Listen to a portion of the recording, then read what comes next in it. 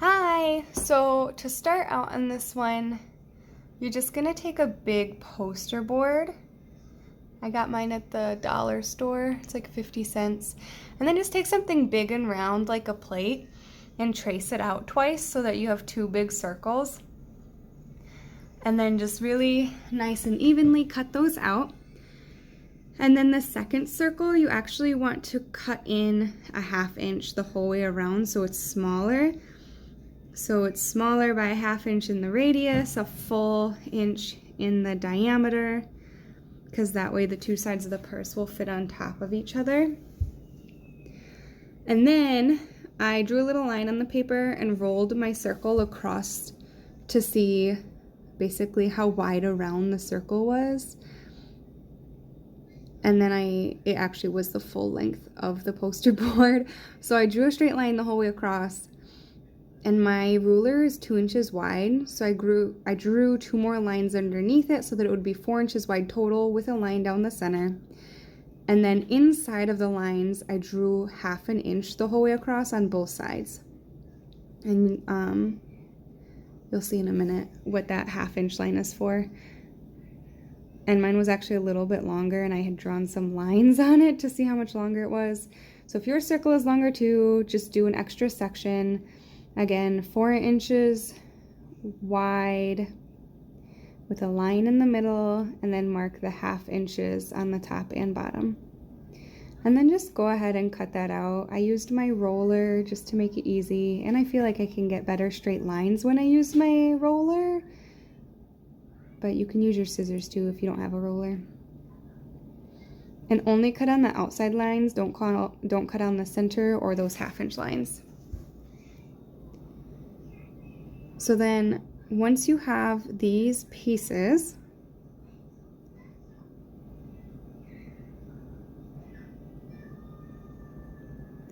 well, I guess this is where I made my circles smaller.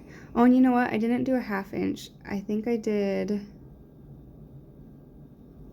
like between 1/4 and a 1/2 inch. So what is that, like 3/8 inch smaller? You want it to be smaller enough that they'll fit inside each other, but not so small that they're just gonna fall off of each other, if that makes any sense at all to you. So now cut your circle smaller if you haven't already.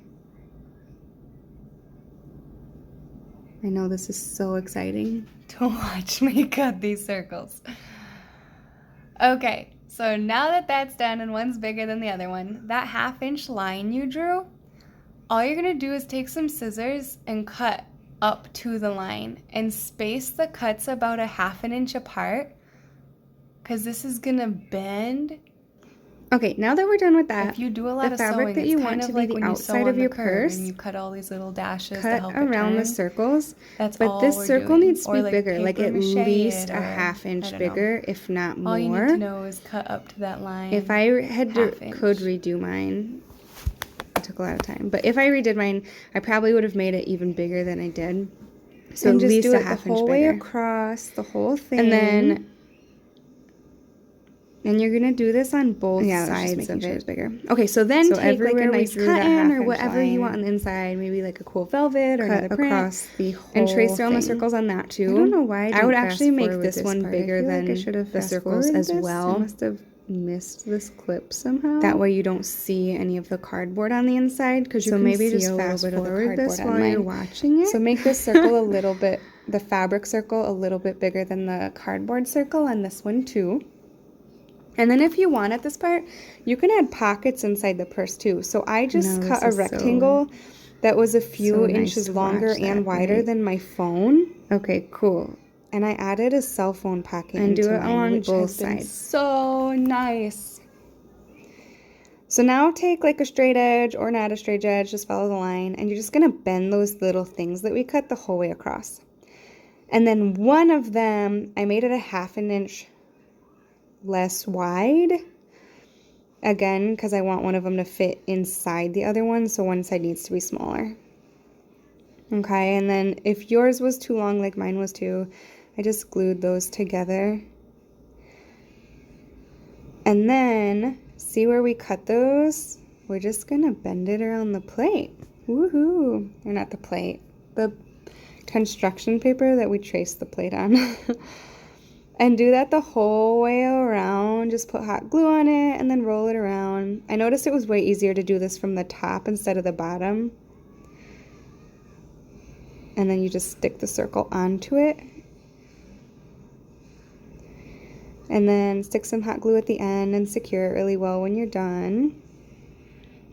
And then once you've done that, to secure the outer fabric, I did a ring of hot glue and stuck the fabric on. This doesn't really do a lot, except for that it held it in place while I was sewing things. I don't know if it would hold it permanently. If somebody can try it though. So then I measured around the circles to know exactly how wide around they were, which you'll need to know later. And then I also hot glued the inner fabric in after I sewed that pocket on. Again, this was mostly just to hold everything in place while I was sewing it. You don't have to do this step, but it definitely helped.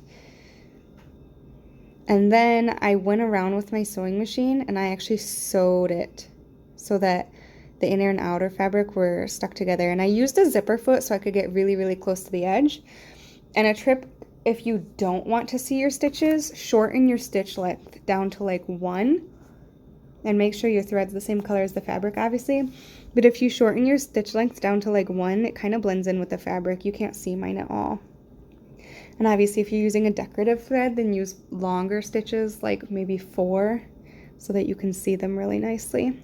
So then, remember how we measured around the circle? That's why when you need to know this now. The outer fabric, about 4 inches wide. Yeah, 4 inches wide. Cut a piece the same length as the length around the circle. And you actually need 2 of those. And then fold one end down about 1/2 inch and iron it really well.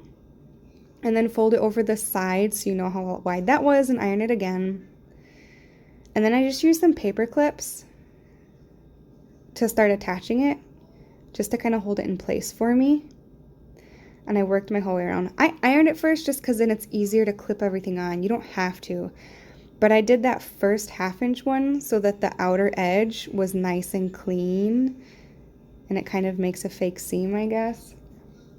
And then I ironed the other one for where it folds over the top into the inside. The paper clips were perfect to hold this on, by the way. That worked really well. And once it's all paper clipped in, then I just tucked the top into the sides. And the paper clips actually held that part too really nice. I found it easier to do it this way than trying to tuck it in while I went for some reason. And then once it's all tucked in there really nice and flat, I actually took my sewing machine and sewed around the edges to hold it all. You could probably use fabric glue. I sewed it because my machine can go through it all.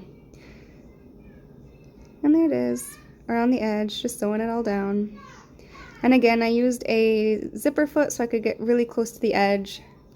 Take your time on this. And I had to move some of my paper clips sometimes around the way. You can see there's some of the inside cardboard showing. Like I said, if I could go back and redo it, I would have made those circles a lot bigger for the inside and probably the outside fabric too, just because it would cover that a lot better instead of having little gaps of cardboard here and there. But it's the inside of the purse, so that's okay. This part is kind of tricky, by the way, so just take your time. There's no rush. Just do it for fun. Okay, so once you have that done on both sides, all we have left to do is decide how long we want. Actually, no, not all we have left to do. We have to do the bottom part. So figure out how wide the bottom is and cut a piece about the same width, maybe an inch wider, so that way you can fold it in. And then I made mine about 6 inches long. Fold in the edges, iron it really well, and then sew that on to the whole bottom of the purse. And I had to hand stitch this part because I didn't know how I was possibly going to get that in my sewing machine. Again, it takes a while. Just take your time. There's no rush. But that way it holds the bottom of the purse together so it doesn't completely come apart every time you open and close it.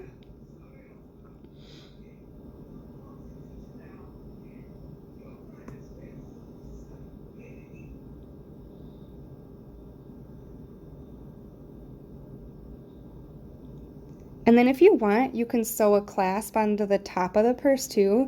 I didn't just because I haven't been able to find a clasp that I like that much, and my fabric just kind of sticks together. But I would like to put one on eventually. But obviously you could do that at this point too. Put a cute little clasp on the top of the purse. And you basically would do that the same way as this. You just probably will have to hand sew the clasp onto the top. Here's my cute little thimble that my mother-in-law brought me back from Germany. And it appears sometimes to get used, and I love it. Again, this part was kind of tricky. Just take your time. No one's going to see the bottom of the bag, so don't freak out if it starts to get funky. Remember, it's just there to hold it together. And then secure it all really, really well at the end. And there it is, all cute inside each other. And then decide how long you want your straps and just sew them on.